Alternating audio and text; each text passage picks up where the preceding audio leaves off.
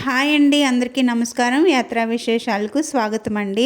ఈరోజు మా ఊరు బ్రహ్మంగారి మందిరంలోని అయ్యప్ప స్వామివారి ఇరుముళ్ళ కార్యక్రమం జరుగుతున్నదండి. స్వామియే శరణమయ్యప్ప. ఈరోజు అయ్యప్ప స్వామి వీడియోతో మీ ముందుకు వస్తున్నాను.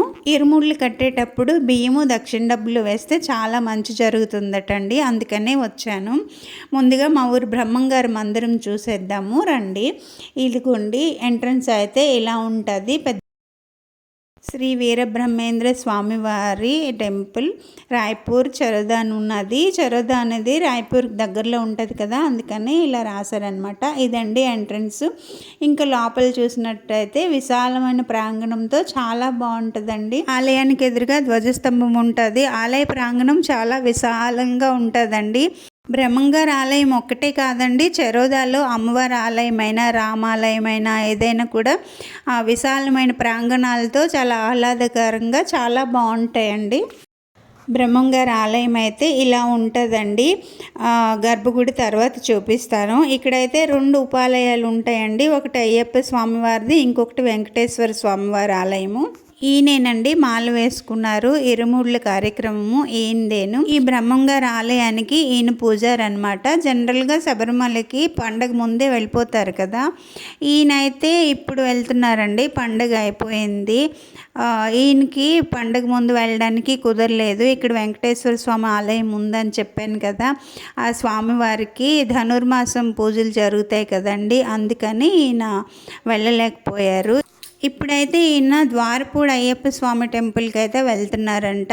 ఏ విధంగా వెళ్ళినా కూడా ద్వారపూడి వెళ్ళడం నాకు చాలా సంతోషంగా అనిపించిందండి. ఎందుకంటే మన స్వాములంతా కూడా 45 రోజులు కఠోరమైన దీక్ష చేసి చల్లనీళ్ళు స్నానం చేసుకొని ఆ నేల మీద పడుకొని చాలా ఇబ్బందులు పడి స్వామివారి దర్శనానికి శబరిమల వెళ్తారు కదా, అక్కడ కూడా చాలా ఇబ్బందులు పడతారు. సరైన సదుపాయాలు ఉండవు, నానా ఇబ్బందులు పడతారు కదా. ఇన్ని ఇబ్బందులు పడుకొని శబరిమలకి వెళ్ళడము అవసరమా అనిపిస్తుందండి.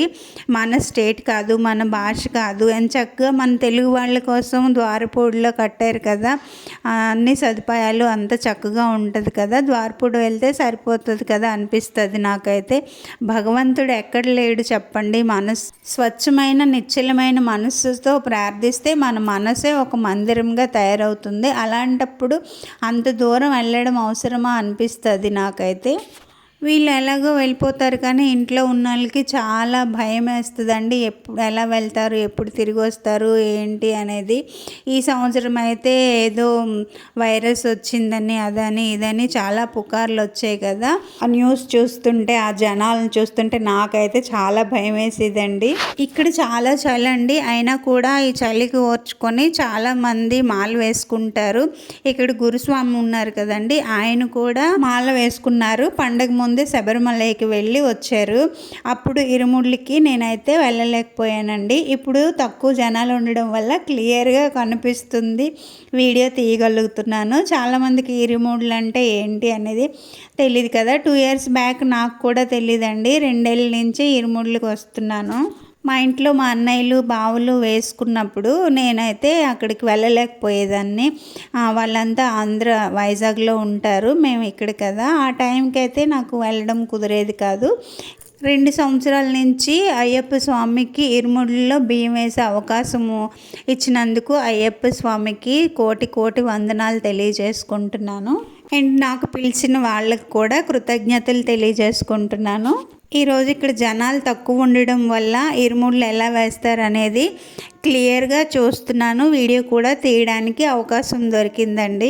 ముందుగా అయ్యప్ప స్వామి మాల వేసుకున్న వాళ్ళు కొబ్బరికాయలు నెయ్యి పోస్తారు. ఆ తర్వాత వాళ్ళ ఇంటి వాళ్ళంతా వేస్తారు. ఆ తర్వాత మనలాంటి వాళ్ళకి అవకాశం ఉంటే వేయచ్చు. ఆ తర్వాత ఈ సంచిలో బియ్యం పోస్తారండి. బియ్యంతో పాటు దక్షిణ కూడా వేయాలి మనకు కలిగినంత. అవకాశం దొరికింది కదా అని దోసెడు నిండా బియ్యం తీసి పోసేయకూడదండి. కొద్దిగా 3 సార్లు వేయాలి. ఎందుకంటే స్వాములు ఆ బియ్యం మూటని తల మీద పెట్టుకొని వెళ్తారు. అక్కడ అయ్యప్ప స్వామి ఆ పాదాల దగ్గర సమర్పించే వరకు వాళ్ళ తల మీదే ఉంటుంది కదా, చాలా బరువు ఎక్కువైతే మోయలేకపోతారు. అందుకని కొద్ది కొద్దిగా వేయాలి.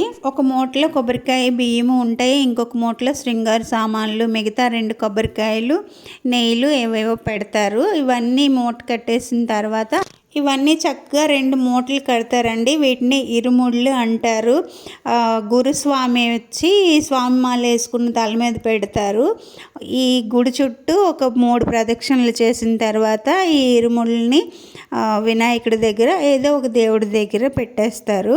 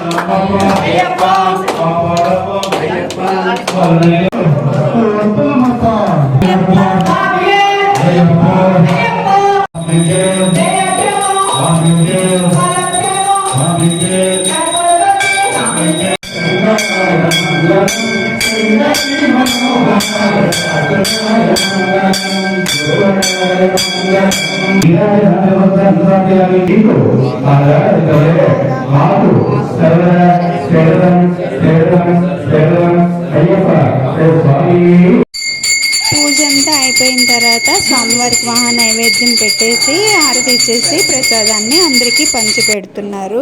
ఆ మూటని ఇదిగోండి వినాయకుడి దగ్గర తీసుకొచ్చి పెట్టారండి. వీళ్ళు యాత్రకు బయలుదేరినప్పుడు ఈ ఇరుముళ్ళ మూటని తల మీద పెట్టుకొని వెళ్ళిపోతారు. ఈయన అయితే సాయంకాలం బయలుదేరుతున్నారట. వీడియో ఎలా ఉందండి? నచ్చితే లైక్ చేసి కామెంట్ చేయండి. ఇంకో మంచి వీడియోతో మళ్ళీ కలుద్దాం. అంతవరకు సెలవు అండి. బాయ్.